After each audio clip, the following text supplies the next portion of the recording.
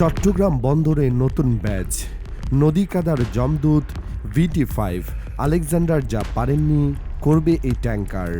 বাংলার রণক্ষেত্রে নতুন সেনাপতি। চট্টগ্রাম বন্দরের জেটিতে গত পরশু এক চাঞ্চল্যকর দৃশ্যের অবতারণা হয়েছে।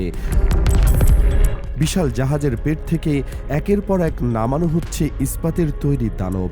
না, এগুলো কোনো সাধারণ মালবাহী কন্টেইনার না, এগুলো হলো অত্যাধুনিক যুদ্ধক্ষেত্রের অন্যতম ত্রাস, চীনের তৈরি VT5 লাইট ট্যাঙ্ক।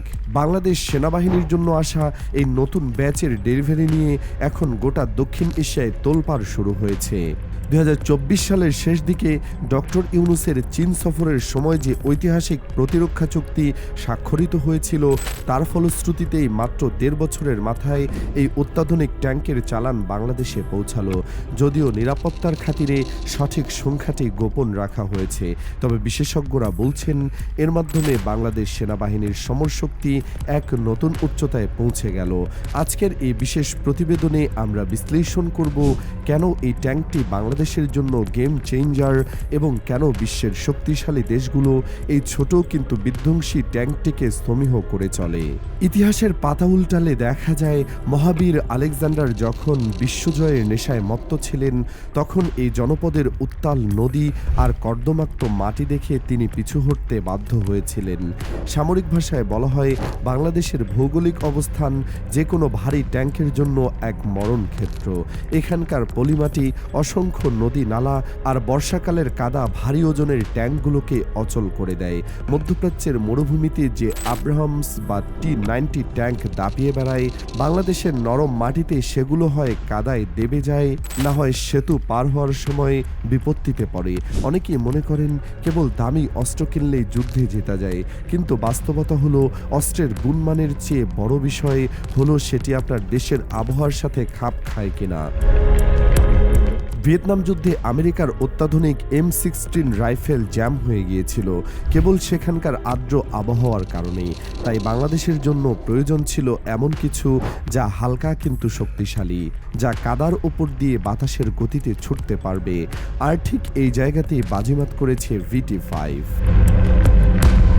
2019 সালে বাংলাদেশ সেনাবাহিনী প্রথম রেজিমেন্ট অর্থাৎ 44টি VT5 ট্যাঙ্কের অর্ডার দিয়েছিল।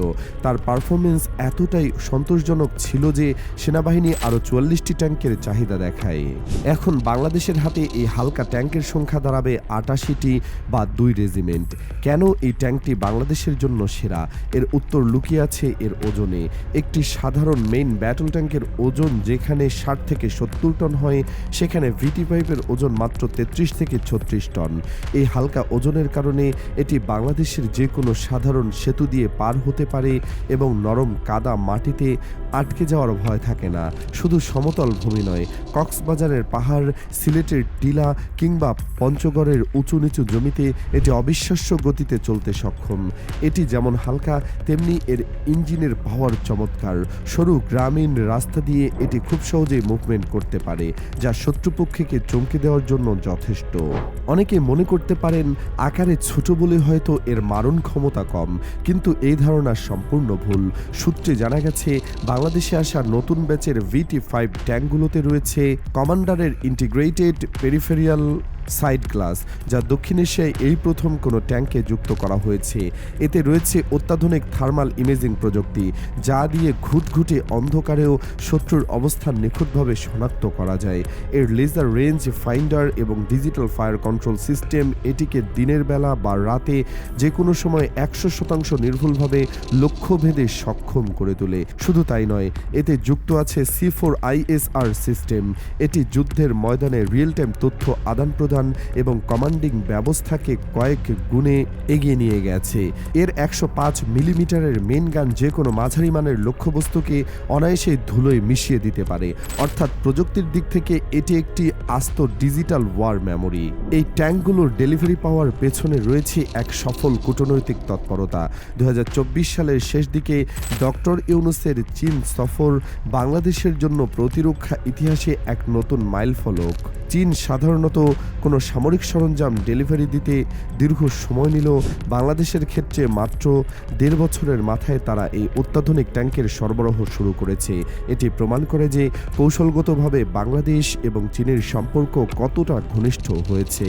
দক্ষিণ এশিয়ার ক্ষমতার ভারসাম্য বজায় রাখতে বাংলাদেশ এখন আর কেবল প্রতিরক্ষামূলক অবস্থানে নেই, বরং তারা আধুনিক সমরাস্ত্রে সজ্জিত হয়ে নিজেদের সীমানা রক্ষা করতে দৃঢ় প্রতিজ্ঞ। 88টি VT-5 ট্যাঙ্কের এই বিশাল বহর ভারতের উত্তর পূর্বাঞ্চল এবং মিয়ানমার সীমান্তের নিরাপত্তা সমীকরণ পুরোপুরি বদলে দিচ্ছে। এটি কেবল রাশিয়া বা পশ্চিমা ট্যাঙ্কের বিকল্প নয়, এটি বাংলাদেশের নিজস্ব ভূরাজনৈতিক বাস্তবতার এক সাহসী প্রতিফলন। সবশেষে বলা যায়, সমরশক্তি বাড়ানোর মানেই যুদ্ধ নয়, বরং যুদ্ধ প্রতিরোধের সক্ষমতা অর্জন করা। বাংলাদেশ সেনাবাহিনী দীর্ঘদিনের আর্মড কোর আধুনিকায়নের যে পরিকল্পনা হাতে নিয়েছিল, VT-5-এর এই নতুন চালান সেই লক্ষ্য পূরণের পথে বড় একটি ধাপ। যে নদী কাদা একসময় শত্রুর জন্য বাধা ছিল, সে কাদার ওপর দিয়েই এখন বাংলার সেনারা VT-5 নিয়ে ঝড়ের গতিতে এগিয়ে যাবে। এই ট্যাঙ্কগুলো শুধু লোহা আর ইস্পাতের কাঠামো নয়, এগুলো বাংলাদেশের সার্বভৌমত্বের অতন্দ্র প্রহরী।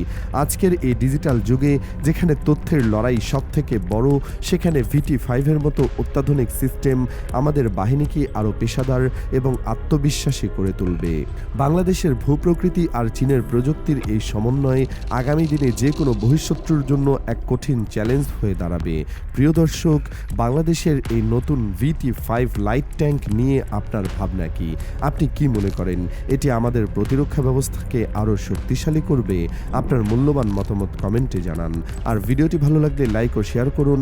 আর আমাদের চ্যানেলে নতুন হলে অবশ্যই সাবস্ক্রাইব করতে ভুলবেন না। ধন্যবাদ।